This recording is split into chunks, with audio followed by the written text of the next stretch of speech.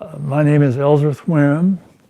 I'm a cardiothoracic surgeon and practice that as my specialty all my professional life. I'm 98 years of age, and I practiced cardiothoracic surgery until I was 95. I first tried to be active by working around my yard, doing my pruning of my bushes, and I mow my own lawn, and so I try to get a little exercise doing that. As far as my dietary program is concerned, I happen to be a vegan. I've been a vegan now for about half my life. I think that that's a healthy form of nutrition. I try to maintain a calm approach to the problems of life and not worry and fret over problems that come along. I get a good night's sleep, and if I feel like it, I take a nap during the day. So I really try to be calm, as careful as I can in preserving what energy I have. I quit work when I was 95. And because of this, of course, I attracted some publicity from the National Geographic. And incidentally, the people I work with very much wanted me to continue, but I felt I should spend a little more time at home with my family. I could be working right now. I could do anything that I did then, and I'm now 98. But I picked 95 as an arbitrary time when I would quit. I have always been inclined to be a vegetarian. My folks were farmers, and we had quite a bit of meat available, but it never appealed to me to eat animal products. I never did drink milk by the glass. I would use it on my cereal, and of course my mother, and then later on my wife, would use it in cooking. So I was naturally inclined toward a vegetable type of diet, but I was concerned about the adequacy of the nutrition. And when I found out that I could get by taking a little vitamin B12, why, of course, I then became entirely vegan. And I think that it has been a very fine form of nutrition. It's a little extreme to tell a person who is using flesh foods that you're going to take everything entirely away from them.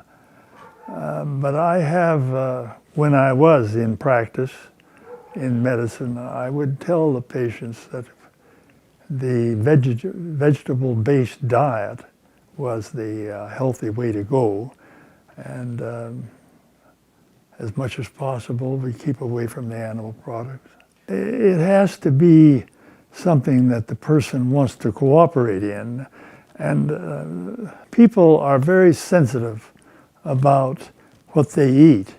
Now, you can talk to people about exercising, and you can talk to people about relaxation and good mental attitude and things like that, and they will accept that.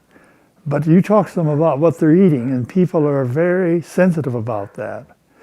If an individual is willing to listen, I will try to explain to them on a scientific basis of how I think it's better for them. I read a statement in the Wall Street Journal last year, I think it was in January of last year, that I thought was quite significant. And it was this, that all tastes are acquired except for breast milk. Now, this means, you see, that if you, as a parent, will start your child on a healthy nutrition, they'll like it. But an individual, let us say, who is old, even my age, can change their taste buds. Now, there are a lot of people that take too much salt, and their food they think is flat unless they have a lot of salt in it. But if you will diminish the amount of salt gradually, after a while they won't know the difference.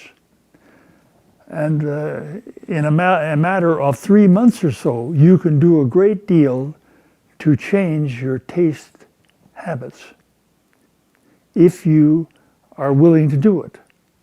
If a person is willing to go through the change and give himself time, he will enjoy foods that are healthy for him. As you know, cholesterol is the chief problem you have to be concerned about as far as developing coronary occlusion and coronary disease is concerned.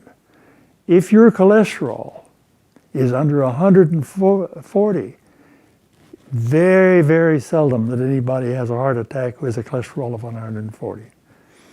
Now, the factors that influence your cholesterol are things that we should know about. And one of the factors is the amount of saturated fat. And most animal fat is saturated, whereas the vegetable fat is unsaturated or monosaturated. So you have to avoid the animal fats. Now, there are those scientists, including Dr. Colin Campbell of Cornell University, that say that animal proteins will also affect your cholesterol, not just the fat. In other words, you pour off the cream off your milk and drink the skim milk. Even the casein of the milk will raise your cholesterol. And then people say also high intake of sugar will affect your cholesterol. So if you can keep your cholesterol under 140, your chances of developing coronary disease are very small. Exercise is beneficial in reducing your cholesterol. But if you're taking in a considerable amount of saturated fat, you can't exercise enough to lower it as much as it should be lowered. The easiest way to get your cholesterol down is to watch what you eat. Now, you can lower your cholesterol by exercise, but I'm talking about, 15 or 20 milligrams per cent, something like that. But if you get on a vegan diet, which is low fat, you can drop it much more.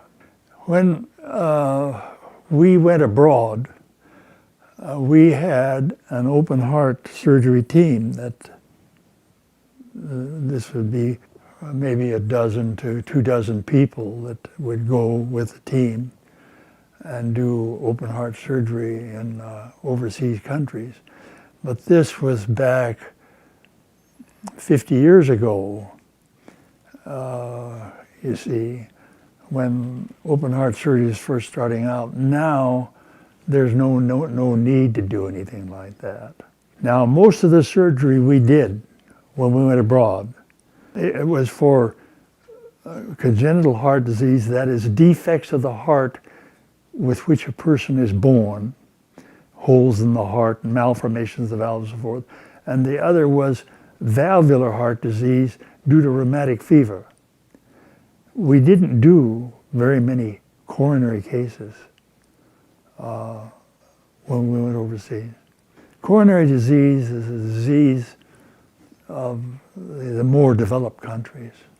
That's being a little bit discriminatory, I presume, but America, undoubtedly, in my opinion, has been the leader in the development of coronary disease.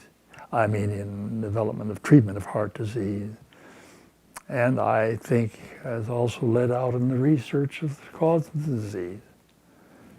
We have a lot of information in this country which is not being applied, which would greatly reduce the incidence we have of coronary disease.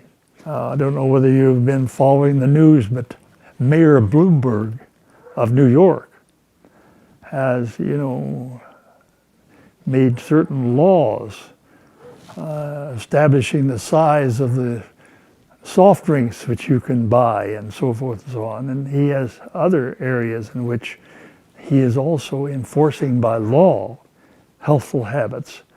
Many people question whether you should have your individual freedom limited by laws, but there's no question about it that there are certain things that we could implement in this country that would greatly reduce heart disease. The Cleveland Clinic is the world's great center for coronary artery disease. Coronary angiography, the study of the coronary arteries, was developed at the Cleveland Clinic. And you can't diagnose where the stoppage is in your coronary arteries without coronary angiography. Now we have some newer methods, but that's still sort of the gold standard. And Dr. Esselstyn of the Cleveland Clinic, he says that coronary artery disease does not need to exist. And if it does, it doesn't need to progress. And he does it on a low-fat vegan diet. There have been only 2 people in the world that I know of that have demonstrated that they can arrest and reverse coronary artery disease, and they are Dr. Dean Ornish of San Francisco and Dr. Esselstyn of the Cleveland Clinic, and they both did it on a low-fat vegan diet. If you go on a low-fat vegan diet and you exercise, your chances of developing coronary disease will be very low. Get that cholesterol under 140, and you can. My cholesterol is 117. If I have some pain in my chest, I know it is not coronary disease. It may be due to something in my esophagus, hiatus hernia from my stomach or something else, but it's not coronary disease. Because at 117, I'm not going to develop it. Anybody can do those things. Very simple.